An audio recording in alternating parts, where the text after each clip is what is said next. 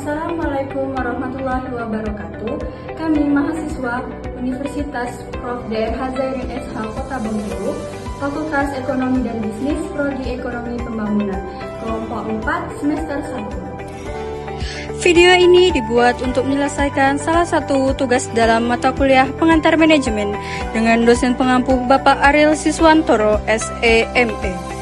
Kami dari kelompok 4 terdiri dari 4 anggota kelompok yang masing-masing bekerja sama memenuhi tugas dengan judul materi pengorganisasian dalam manajemen.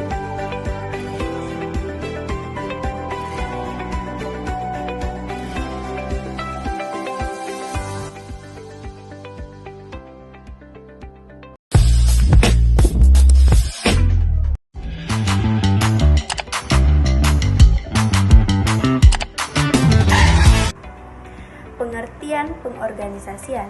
Pengorganisasian merupakan proses membagi kerja ke dalam tugas-tugas kecil, membebankan tugas-tugas itu kepada orang sesuai dengan kemampuannya, dan mengalokasikan sumber daya, serta mengkoordinasikannya ke dalam rangka efektivitas. Pencapaian tujuan organisasi dalam pengorganisasian ada 2 batasan, yaitu yang pertama ada organization sebagai kata benda, dan yang kedua ada organizing sebagai kata kerja yang menunjukkan pada serangkaian kegiatan yang dilakukan secara sistematis. Nah, ada pula fungsi pengorganisasian menurut para ahli. Yang pertama, ada T. Hani Handoko. Pengorganisasian merupakan proses dan kegiatan untuk yang pertama, penentuan sumber daya dan kegiatan-kegiatan yang dibutuhkan untuk mencapai tujuan organisasi. Yang kedua, perancangan dan pengembangan suatu organisasi atau kelompok kerja yang dapat membawa hal-hal tersebut ke arah tujuan. Yang ketiga, penugasan tanggung-jawaban tersebut. Dan yang terakhir, pendelegasian wewenang yang diperlukan kepada individu-individu untuk melakukan tugas-tugasnya. Fungsi ini menciptakan struktur formal di mana pekerjaan ditetapkan, dibagi, dan dikoordinasikan. Dimensi dan aspek-aspek pengorganisasian dalam manajemen. Yang pertama, memerinci pekerjaan dengan jelas. Aspek pertama yang harus dilakukan adalah memerinci pekerjaan dengan jelas, termasuk menentukan tugas-tugas apa yang harus dilakukan untuk mencapai tujuan organisasi. Yang kedua, pada tahap ini, seorang manajer harus sebisa mungkin membagi seluruh beban pekerjaan yang telah dirinci menjadi kegiatan-kegiatan yang memungkinkan dilakukan perseorangan maupun kelompok. Pada aspek ini, organisasi harus memiliki job deskripsi yang jelas disertai kerja struktur organisasi yang akan dibangun, karena berkaitan dengan penentuan orang-orang yang akan diarahi tugas dalam melakukan pekerjaan tersebut. Yang ketiga, penyatuan pekerjaan. Dalam aspek ini, tugas manajer selanjutnya dalam melakukan pengorganisasian adalah memikirkan seluruh aspek pengorganisasian dinyatakan telah berjalan efisien dan efektif. Maka, proses selanjutnya adalah melakukan monitoring dan langkah-langkah penyesuaian untuk mempertahankan atau bahkan meningkatkan efektivitas organisasi. Sebab, organisasi itu merupakan suatu sistem yang bergerak secara dinamis dan berkembang. Assalamualaikum warahmatullahi wabarakatuh. Baiklah, di sini saya akan menjelaskan ciri-ciri dan unsur-unsur pengorganisasian. Yang pertama, organisasi sebagai suatu sistem, yaitu adanya seperangkat unsur yang saling bergantung dan berhubungan antara satu dengan yang lainnya.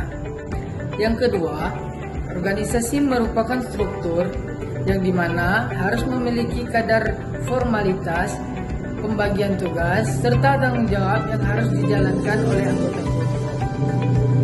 Yang ketiga, adanya perencanaan.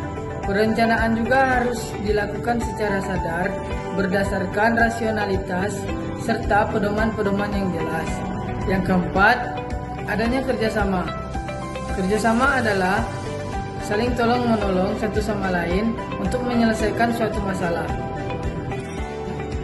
Adapun unsur-unsur pengorganisasian, yang pertama, manusia, yakni orang-orang yang bekerja sama, termasuk pimpinan dan yang dipimpin.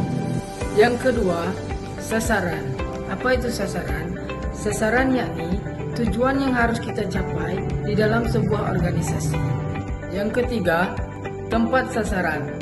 Tempat sasaran merupakan posisi yang dimana manusia memainkan perannya, wewenang, beserta tugasnya. Yang keempat, teknologi.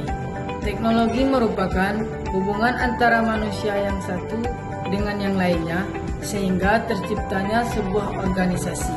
Yang kelima, pekerjaan dan wewenang.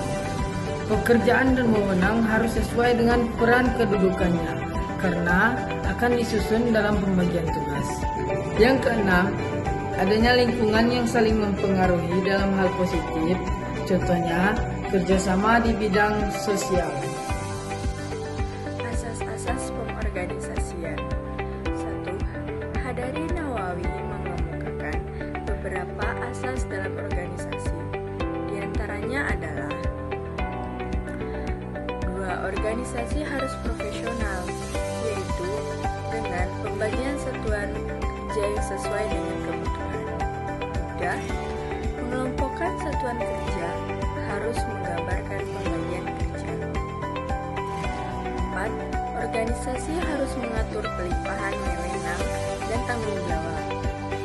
5. Organisasi harus mencerminkan tantangan kontrol. 6. Organisasi harus mengandung kesatuan pemerintah. 7. Organisasi harus fleksibel dan struktur organisasi. Menurut Handoko, struktur organisasi atau desain organisasi dapat didefinisikan sebagai mekanisme-mekanisme formal dengan mana organisasi dikelola. Struktur organisasi menunjukkan kerangka dan susunan perwujudan pola tetap hubungan-hubungan di antara fungsi-fungsi, bagian-bagian, atau posisi-posisi, maupun orang-orang yang menunjukkan kedudukan, tugas, wewenang, dan tanggung jawab yang berbeda-beda dalam suatu organisasi. Struktur ini mengandung unsur-unsur spesialis, kerja, standarisasi, koordinasi, sentralisasi, atau desentralisasi dalam pembuatan keputusan dari besaran ukuran satuan kerja. Fungsi atau kegunaan struktur organisasi dalam organisasi adalah 1. Kejelasan tanggung jawab. 2. Kejelasan kedudukan. 3. Kejelasan uraian tugas. 4. Kejelasan jalur hukum. Oke, untuk materi selanjutnya itu adalah macam-macam organisasi. Yang pertama adalah organisasi ini. Organisasi ini menekankan pembagian tugas dan wewenang yang tegas antara pimpinan yang memberikan perintah dan pelaksana yang menjalankan tugas. Struktur ini bersifat hierarkis dan vertikal dengan alur komando yang jelas dari atas ke bawah. Contohnya seperti militer atau perusahaan manufaktur sederhana di mana atasan langsung mengawasi bawahannya tanpa peran tambahan. Yang kedua, ada organisasi staf, di mana stafnya tidak hanya sebagai pelaksana, tetapi juga sebagai pembantu pimpinan. Mereka memberikan saran, analisis, dan dukungan spesialis, seperti konsultan internal. Struktur ini lebih fokus pada fungsi pendukung daripada komando. Contohnya seperti HR atau IT di perusahaan, di mana staf membantu pimpinan dalam perencanaan strategis. Yang ketiga adalah gabungan dari keduanya, yaitu adalah organisasi lini dan staf. Organisasi ini adalah gabungan dari kedua jenis sebelumnya, menciptakan struktur hibrida. Ini menangani operasi harian dan eksekusi, sementara staf memberikan dukungan spesialis, pimpinan mengkoordinasikan keduanya. Contohnya seperti perusahaan besar, seperti bank atau Google, di mana manajer ini mengolah tim dan staf, seperti departemen pemasaran mata uang atau keuangan membantu. Untuk materi terakhir yaitu adalah kesimpulan. Pengorganisasian adalah proses penyusun dan mengatur segala hal dalam sebuah kelompok atau organisasi agar semuanya berjalan lancar. Ini melibatkan pemilihan orang-orang yang tepat untuk tugas masing-masing, pembagian pekerjaan, pengalokasian sumber daya seperti uang, alat, atau waktu, dan memastikan semuanya saling mendukung. Tujuannya sederhana, agar tujuan organisasi tercapai dengan efektif dan efisien tanpa ada kekacauan. Misalnya di sebuah perusahaan, pimpinan mengatur tim, membagi tugas, dan menyiapkan fasilitas agar proyek selesai tepat waktu. Intinya, ini tentang menciptakan struktur yang masuk akal sehingga pekerjaan menjadi lebih mudah dan maksimal. Terima kasih. Oke teman-teman, terima kasih sudah menonton videonya.